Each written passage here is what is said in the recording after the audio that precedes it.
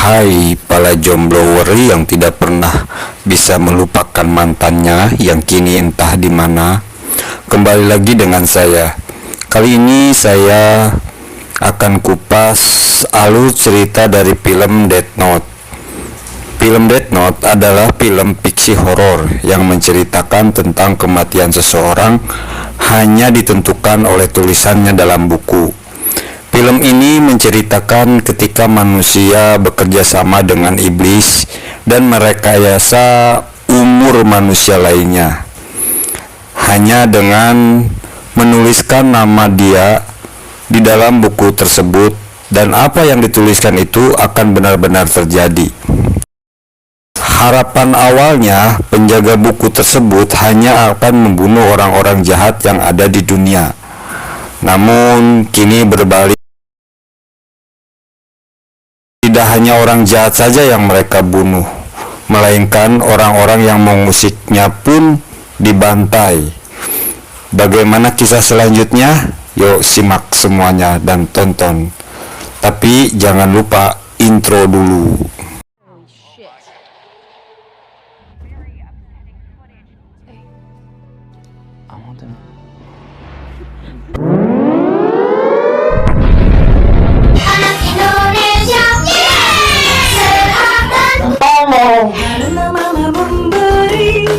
Ada ding Mang Oleh.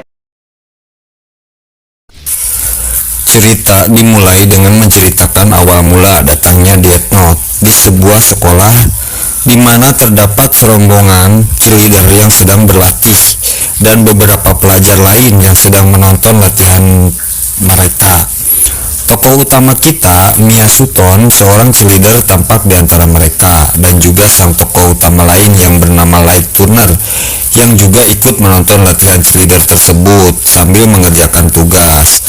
Light adalah anak pintar di sekolah. Kepintaran dia gunakan untuk mencari uang. Dia mengerjakan tugas anak sekolah lainnya untuk mendapatkan bayaran. Light adalah anak seorang polisi yang bernama James Turner, dan dia baru saja kehilangan ibunya yang ditabrak mati oleh seseorang. Sedangkan ayahnya yang polisi tidak bisa berbuat apa-apa untuk menghukum orang yang menabrak mati ibu Light tersebut.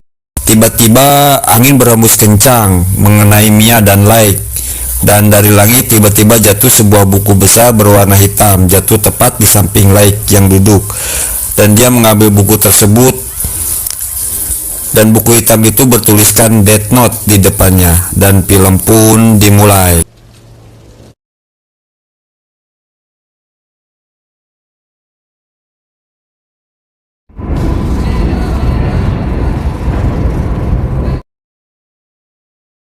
Hujan pun turun.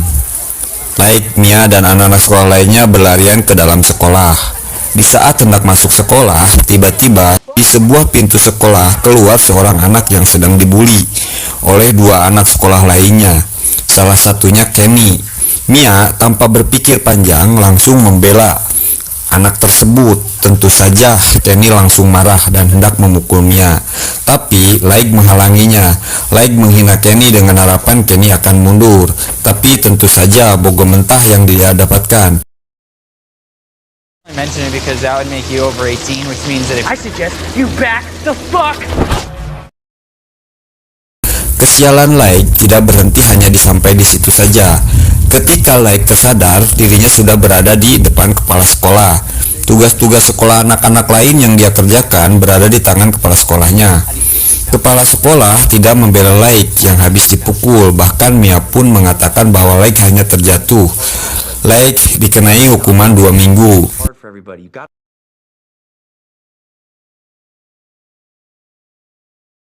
Di ruang hukuman, Light membuka dan mempelajari Death Note yang dia dapatkan, dan di tempat ini jugalah Light bertemu dengan setan penjaga buku kematian tersebut.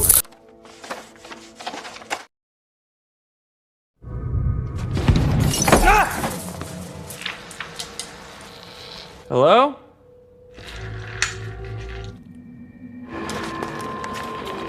Sang iblis menggoda Light untuk menggunakan Death Note. Ia memperlihatkan Kenny yang saat itu sedang membuli seorang anak gadis. Karena masih kesal akan kelakuan Kenny, Lake pun menyerah dan menulis nama Kenny di buku kematian. Dan dia diharuskan juga menulis cara kematiannya. Ia menulis kepala Kenny terpenggal. Beberapa lama kemudian, Lake memperhatikan lingkungan sekitarnya Kenny yang semuanya saling berhubungan dan membuat sebuah kecelakaan yang mengakibatkan kepala Kenny terpenggal. Lake tersadar bahwa dia membunuh Kenny karena menulis namanya di Death Note. Sang iblis berkata apabila dia tidak menginginkan buku tersebut, dia bisa menaruh buku tersebut di suatu tempat selama 7 hari. Namun sang iblis akan menemukan rumah barunya. Pada malam harinya, Lake berbincang dengan ayahnya yang awalnya menanyakan apakah Lake mengenal Kenny. Tetapi perbincangan kemudian melenceng jauh di mana kekesalan dan sakit hati Lake akan kehilangan ibunya memuncak. Ia menyalahkan ayahnya kenapa tidak menghukum Anton Skomal. Padahal Anton Skomal adalah orang yang menabrak mati ibunya dan dia bebas dari hukuman.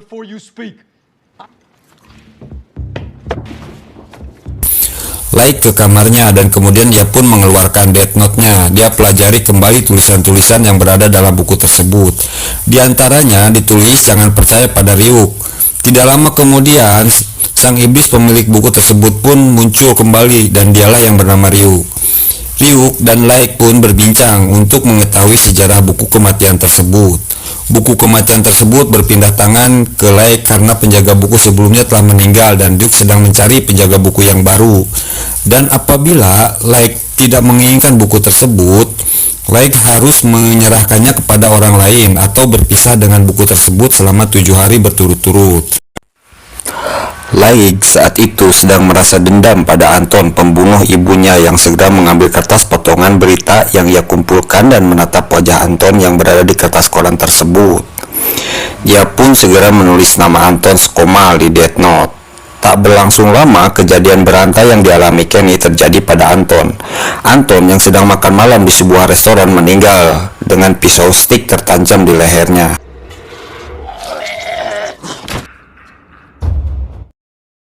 Keesokan harinya, Mia dan Lake bertemu. Lake memberitahukan tentang buku Death Note yang ia pegang. Bahkan Lake ingin mempertemukan dia dengan Ryuk. Tetapi, hanya penjaga Death Note lah yang hanya bisa melihat Ryuk. Entah mengapa, tetapi Lake ingin membuat percaya Mia bahwa dirinya lah yang menyebabkan Kenny mengalami kecelakaan yang membuat kepalanya terpisah dengan badannya. Untuk membuktikan bahwa Lake adalah penjaga buku kematian, Lake dan Mia menonton siaran kejahatan secara live. Di sebuah berita live, kejahatan terjadi di sebuah drama penyanderaan oleh James Broad. Segera Lake menulis nama James Broad di bukunya, dan beberapa saat kemudian James Broad pun meninggal dengan cara yang sama sesuai dengan tulisan Lake yang ada di bukunya.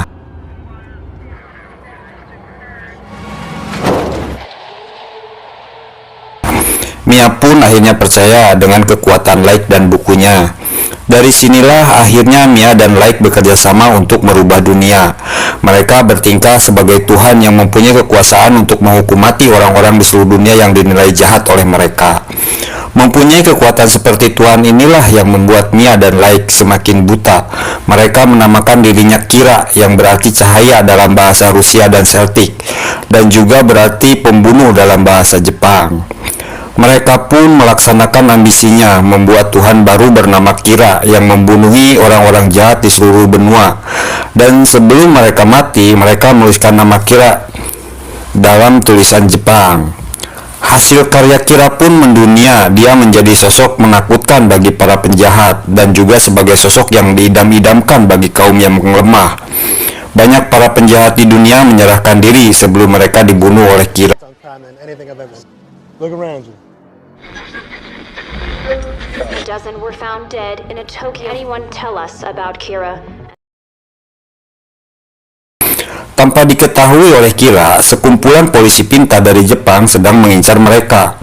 Pemimpin mereka menggunakan tudung dan masker, dikenal dengan julukan L. Dia memasukkan nama-nama palsu yang diinginkan di database kejahatan, dan Kira membunuhnya. Sebuah jebakan yang membuat Kira mulai diketahui keberadaannya.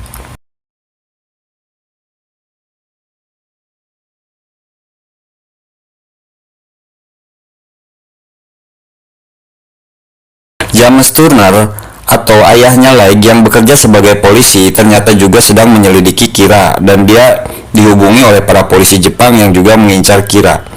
Perwakilan dari polisi Jepang tersebut bernama Watari. Watari mengatakan bahwa atasannya L hendak bertemu dengannya. L adalah seorang detektif yang menjadi legenda karena kepintarannya.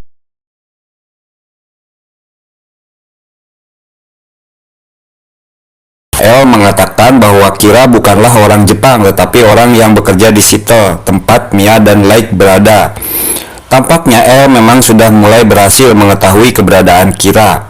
L yang akhirnya menemui James Turner memberitahukan Turner bahwa James Broad adalah korban pertama Kira, dan proses penyanderaan yang dilakukan oleh Broad hanya disiarkan oleh stasiun yang berada di Seattle, dan data-data kejahatan diakses oleh Kira adalah database kepolisian Seattle. Oleh karena itu, L berkesimpulan bahwa Kira memang berada di Seattle. Dugaan pertama mereka adalah Kira yang bekerja sama di kepolisian Seattle. L menantang Kira di sebuah konferensi pers. Dia mengatakan bahwa Kira bertanggung jawab atas kematian 400 orang di seluruh dunia, dan dia akan menangkapnya.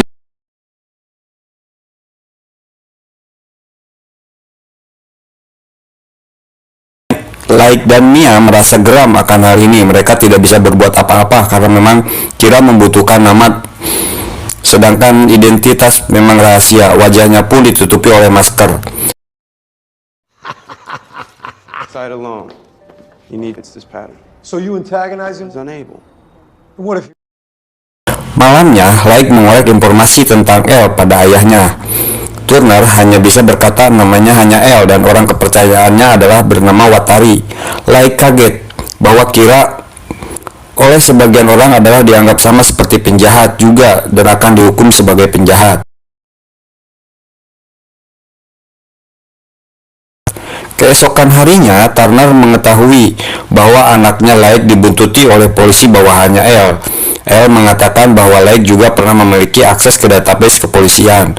Tadinya ia mencurigai James Turner, ternyata dia bukanlah Kira. Kini L sedang mencurigai Laik bahwa Kira adalah Laik.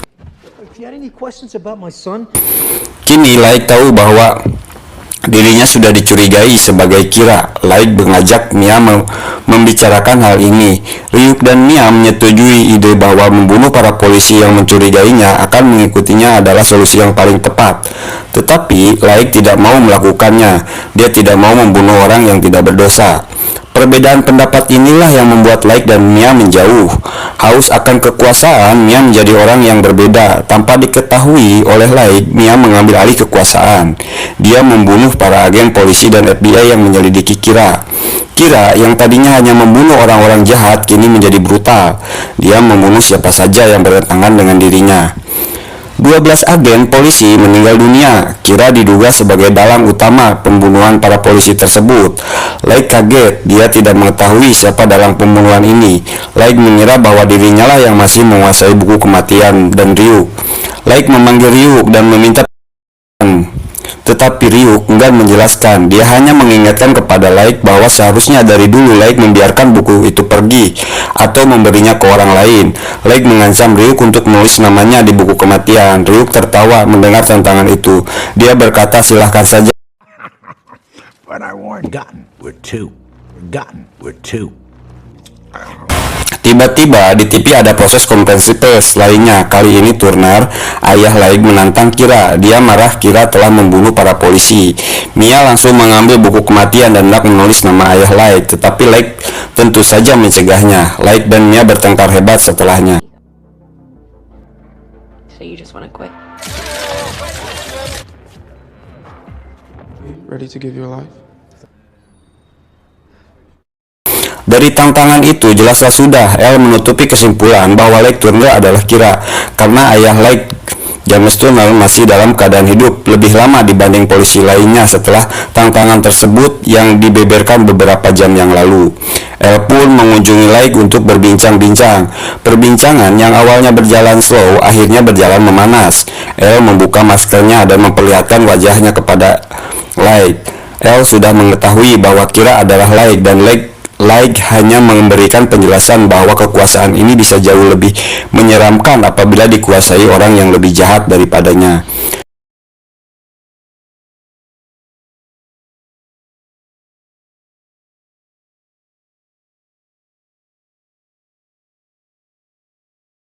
Lake ingin memberhentikan pencarian Kira. Lake segera mencari siapa nama L karena dia sudah mengetahui wajahnya. Lake mencari nama L melalui orang kepercayaan Watari. Watari akan memberitahukan identitas L dengan menelpon ke Lake seluruh infonya, tetapi Lake tidak akan membunuh Watari dengan cara membakar atau merobek halaman yang dia tulis. Tak berselang lama, Watari pun menelpon Lake. Dia memberitahukan bahwa L tumbuh di sebuah panti di mana ia dididik menjadi detektif hebat. Nama aslinya ada di tempat pelatihan anak yatim yang berada di kota Rochester. Lake menyuruh Watari ke tempat pelatihan tersebut untuk mencari nama L.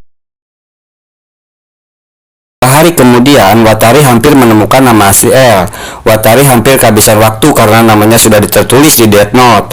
Di saat Lake hendak membakar halaman nama Watari, dia menemukan halaman tersebut hilang, dirobek oleh Mia. Watari pun mati ditembak oleh agen yang melindungi nama L.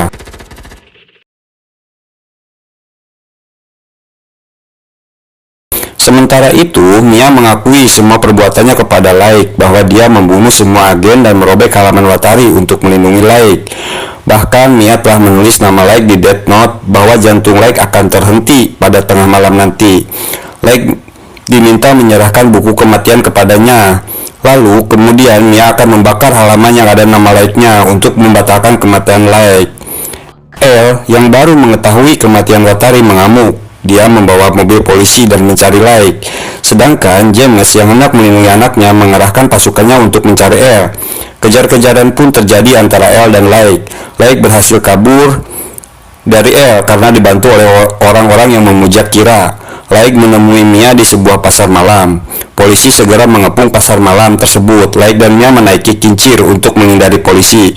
Tetapi Mia saat itu hanya peduli akan Death Note dan menginginkan buku tersebut. Lake pun memberi dua pilihan pada Mia. Apabila ia mencintainya, maka Mia tidak boleh mengambil bukunya. Sedangkan apabila dia mengambil buku Death Note, maka Mia tidak akan bertemunya lagi. Ternyata Mia memilih mengambil buku Death Note, dan Lake menulis nama Mia sebelumnya. Apabila Mia mengambil buku kematian tersebut dari tangannya, kini tempat mereka berdiri pun rubuh, menjatuhkan mereka berdua. Mia mati setelah menghantam sebuah perahu, sedangkan Lake terjatuh ke dalam air. Kertas robekan Death Note yang berisi nama Lake jatuh ke dalam api dan terbakar. Sebelum terbakar, L melihat isi tulisan itu. Di sana ada tulisan jantung Lake Turner berhenti berdetak tengah malam nanti.